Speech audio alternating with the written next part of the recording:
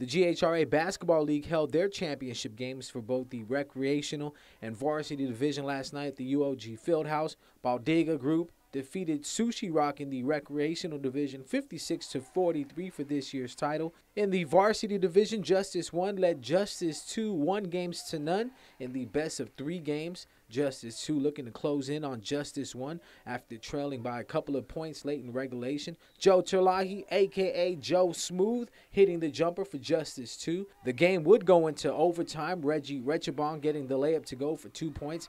Sean Perez kept Justice 2 alive, hitting the 3-point shot to send the game into the extra period. In the end, Justice 1 would hold on for the win, 65-64 for the team's 4th consecutive championship trophy.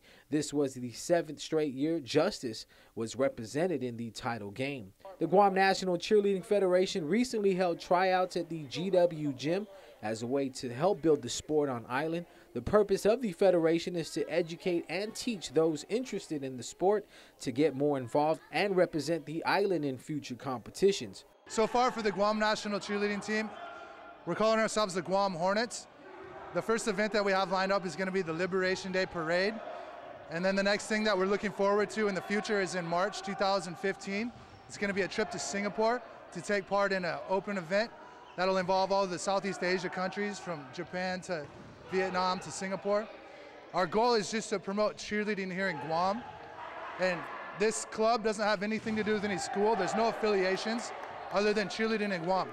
We want it to grow to where there'll be cheerleading clubs, more than one, and then we can take the best cheerleaders from each club, put them together into one national team, and then take them across seas to different competitions around the world. The tryouts were for athletes ages 13 and up, both male and female, to be part of the Guam national team. It's a wonderful experience to actually see these girls from different schools, Samuel Sanchez, George Washington High School. We even have a younger one from the middle school level. I believe it's going to have the youth have an appreciation for cheerleading at a national level. So I encourage everybody to come out and see our cheerleaders. This is for the Guam National Cheerleading Federation.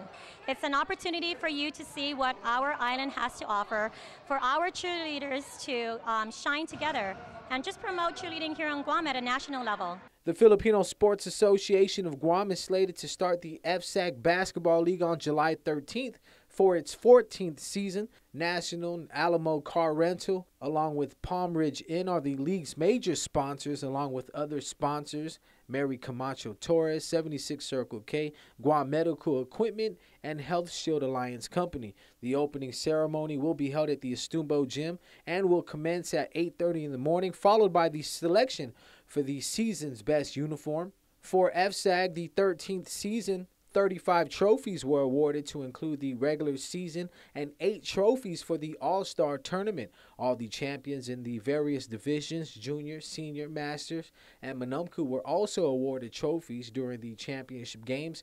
Rod Carvajal was the recipient of the 13th season's Lifetime Achievement Award.